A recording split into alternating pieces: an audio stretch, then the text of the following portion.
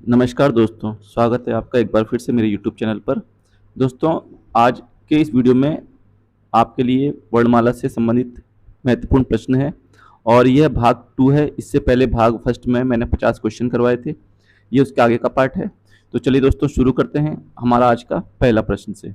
ठीक है, हमारा आज का पहला प्रश्न है, निम्न में अल्प प्राण व्यंजन कौन सा है? तो दोस्तों अल्प प्राण व्यंजन कौन से होते हैं? प्रत्येक वर्ग का पहला, तीसरा और पांचवा, पहला, तीसरा और पांचवा वर्ण अल्प प्राण कहलाता है। ठीक है दोस्तों, ये आपको पता होना चाहिए।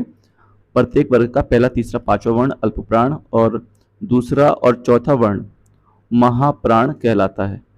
ठीक, ऑप्शन के हिसाब से अगर हम देखें दोस्तों, तो इसमें जो तीसरा वर्ण आ रहा है वो गा है। ठीक है, तो इसका सही उत्तर हो जाएगा ऑप्शन बी, गा।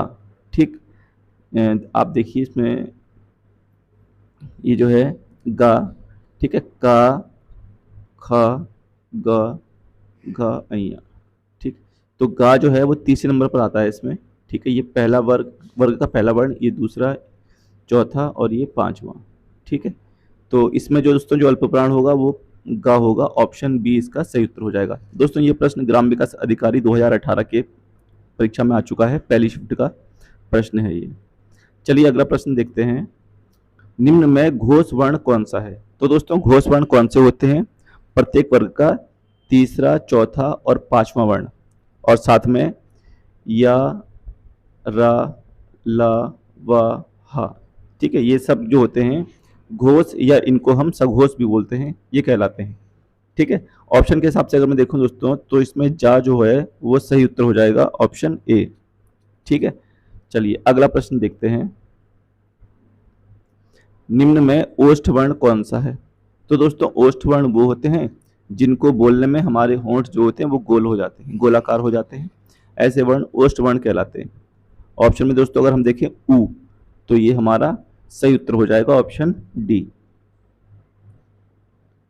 अर्धविवृत स्वर है। दोस्तों अर्धविवृत स्वर आपका इसमें ऑप्शन के हिसाब से अगर मैं देखूं तो ये हो जाएगा आपका बड़ी ए। ठीक है, ऑप्शन बी इसका सही उत्तर हो जाएगा। अब दोस्तों अर्धविवृत होते क्या हैं? मुख द्वार खुलने के आधार पर दोस्तों जो स्वर होते हैं वो 4 प्रकार के होते हैं। ठीक है, और 4 प्रकार के कौन से होते हैं? एक विवृत स्वर होता है। ठीक है, विवृत स्वर दोस्तों जिसमें मुख द्वार पूरा खुल जाता है, इसमें आएगा आपका बड़ा आ। ठीक, अर्धविवृत दोस्तों वो होते हैं जिनमें मुख द्वार थोड़ा आधा खुलता है, इनको बोलते हैं आ, ए, औ। ठीक है, ये हमारे अर्धविवृत में आते हैं। इसके अलावा अर्धसम्मृत में दोस्तों ए और ओ आएगा, और सम्मृत में दोस्तों छोटी ई, बड़ी ई, छोटा ऊ और बड़ा ऊ आता है। ठीक है, ये चारों हमारे जो होते हैं ये मुख द्वार खुलने के आधार पर स्वरों के प्रकार होते हैं। ठीक, चलिए अगला प्रश्न देखते हैं, जिनकी ध्वनि केवल मुख से निकलती है वे हैं? तो दोस्तों जिनकी ध्वनि केवल मुख से निकलती है उन्हें हम निर्नुनासिक स्वर कहते हैं। ठीक है, क्या बोलते हैं? निर्नुनासिक। और जिनकी ध्वनि मुख के साथ साथ नाक से भी निकलती है उसे हम बोलते हैं दोस्तों अनुनासिक। ठीक, तो इसका सही उत्तर हो जाएगा ऑप्शन डी। अगला प्रश्न है, वर्ण विच्छेद पूछता है दोस्तों, दीर्घ का वर्ण विच्छेद क्या होगा? तो दोस्तों दीर्घ का वर्ण विच्छेद इसमें आधा दा है, ठीक है, प्लस री की मात्रा है इसमें दोस्तों, फिर आधा गा बनेगा और गा छोटे आ यानी कि स्वर की सहायता से बोला जाएगा। तो इसका सही उत्तर हो जाएगा ऑप्शन ए, दीर्घ। चलिए अगला प्रश्न देखते हैं, अंतस्थ और ऊष्म वर्ण कितने हैं? तो दोस्तों अंतस्थ और ऊष्म वर्ण दोनों मिलाकर हो जाएंगे 8। ठीक है, 4 अंतस्थ और 4 ऊष्म। अंतस्थ होते हैं या, रा, लावा, या, रा, लावा, और ऊष्म होते हैं हमारे श, स, स और हा। दोनों की कुल संख्या 8 हो जाएगी। रा का विवरण है, तो दोस्तों रा का जो विवरण है वर्तस्य में भी आता है, लुंठित में भी आता है, सघोष में भी आता है और अल्प प्राण व्यंजन में भी आता है। तो इसका दोस्तों सही उत्तर हो जाएगा ऑप्शन ए। ठीक, अगला प्रश्न देखते हैं, काकल्य वर्ण कौन सा है? दोस्तों काकल्य ध्वनि बोलते हैं सी को, ओ, हा को। ठीक है, इसका सही उत्तर हो जाएगा ऑप्शन सी। चलिए अगला प्रश्न देखते हैं, या का उच्चारण स्थान है। तो दोस्तों या का जो उच्चारण स्थान है वो है तालु। ठीक है, ये मैं आपको वर्णमाला में पढ़ा चुका हूँ।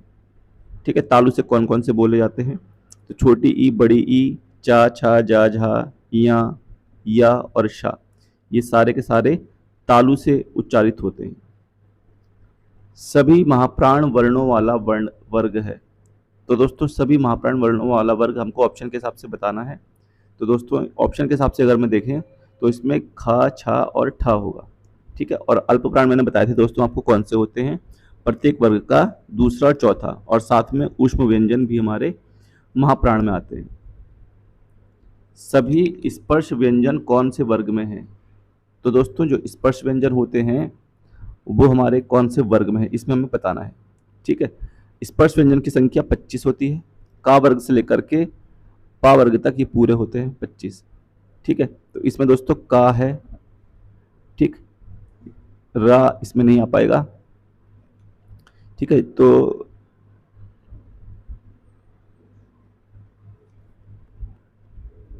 इसमें दोस्तों हो जाएगा आपका ऑप्शन के हिसाब से ऑप्शन सी, का, चा, पा। का वर्ग, चा वर्ग और पा वर्ग। ठीक है, और दा भी आएगा। ठीक है, ये ता वर्ग में आ जाएगा, ता, था, दा, दा। तो हमारा जो ऑप्शन हो जाएगा दोस्तों वो ऑप्शन सी हो जाएगा 62 का। चलिए अगला प्रश्न देखते हैं, कंठ तालव्य कौन सा है?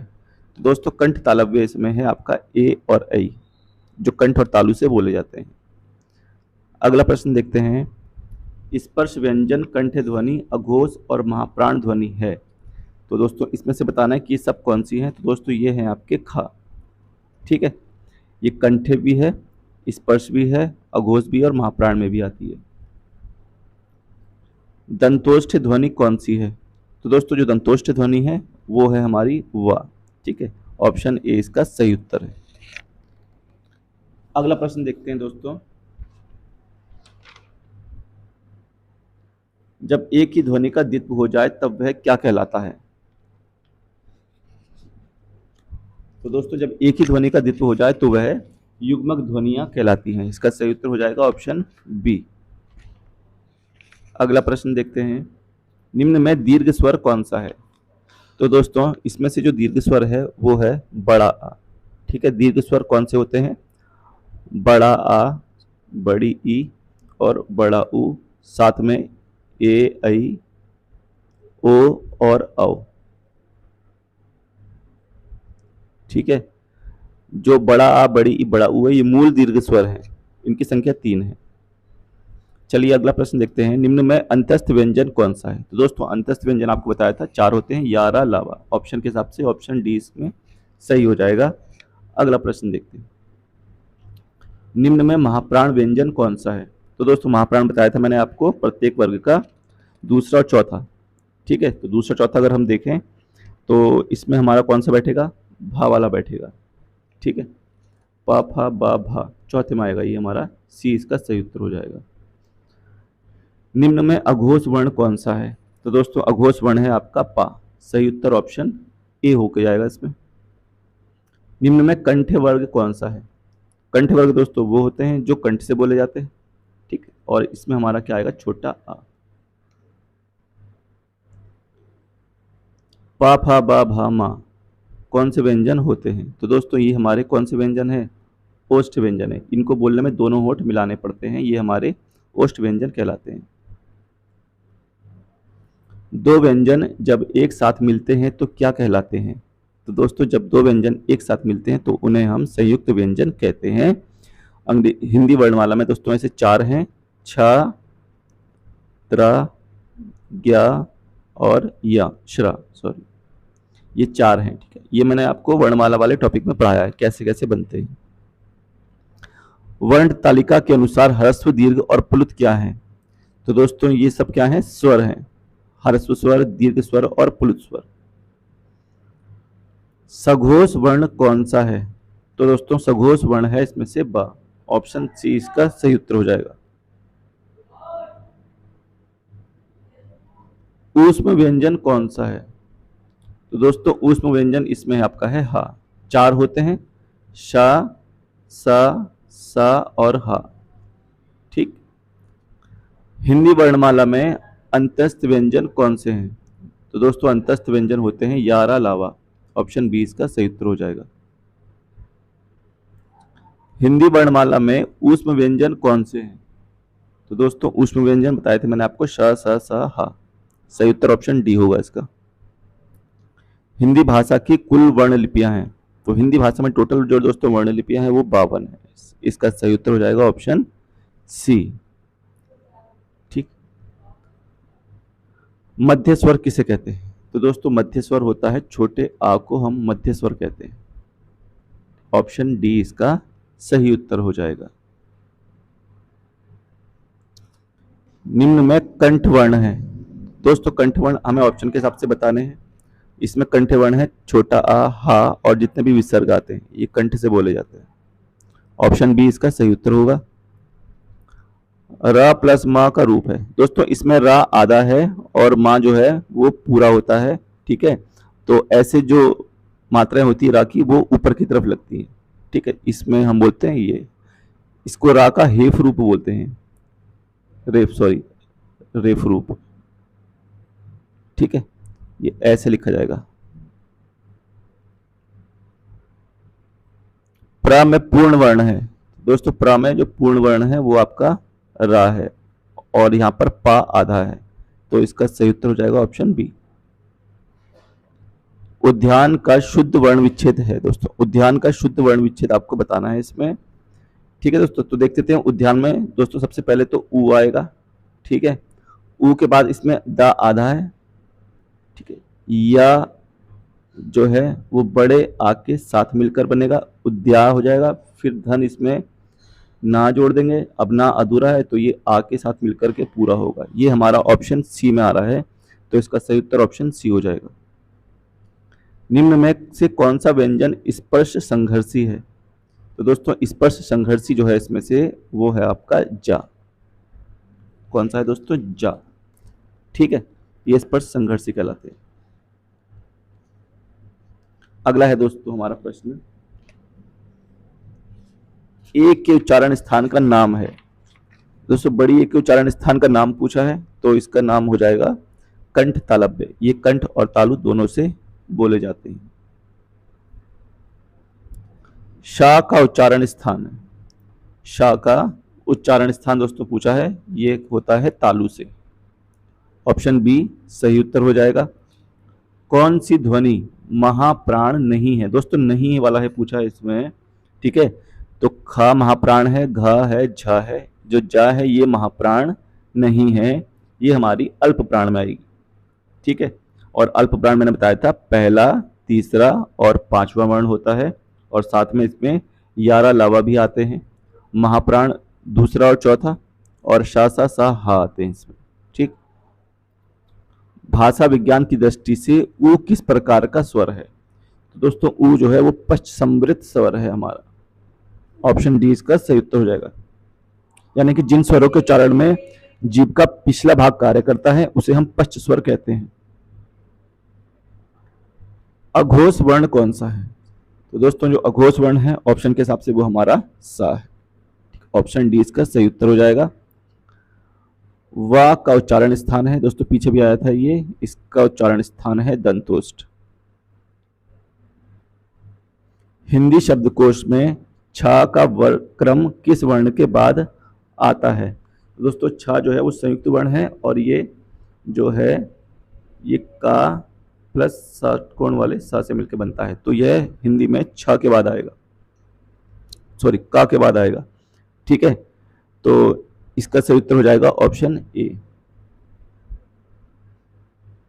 अगला प्रश्न है, हिंदी वर्णमाला में व्यंजनों की संख्या। तो दोस्तों व्यंजनों की संख्या कितनी है? 33 है। इसका सही उत्तर ऑप्शन सी हो जाएगा। यह व्यंजनों की मूल संख्या कहलाती है। व्या व्यंजन है।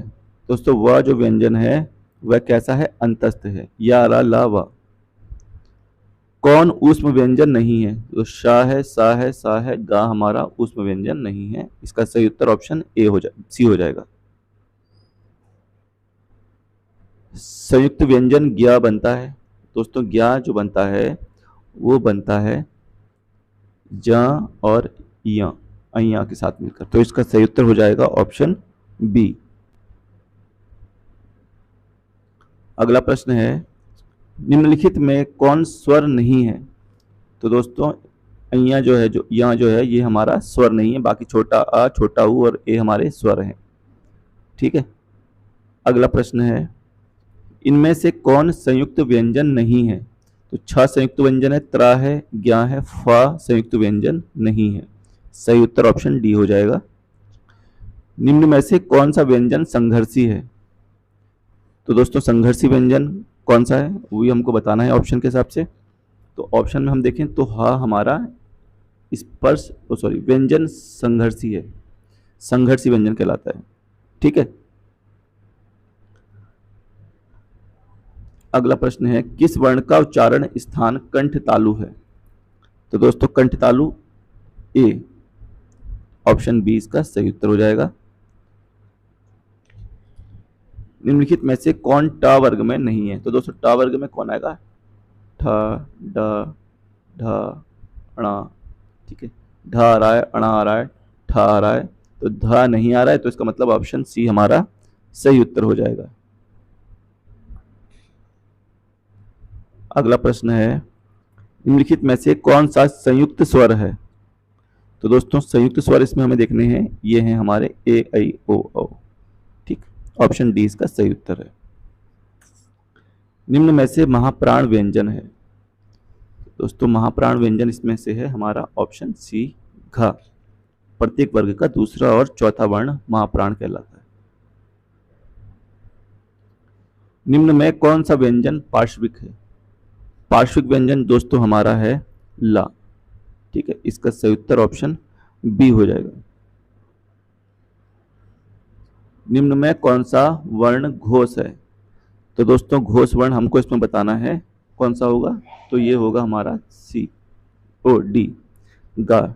ठीक है। तो ये थे दोस्तों हमारे कुछ महत्वपूर्ण प्रश्न। आई होप आपको पसंद आया होगा। मिलते हैं नेक्स्ट वीडियो में, तब तक के लिए धन्यवाद।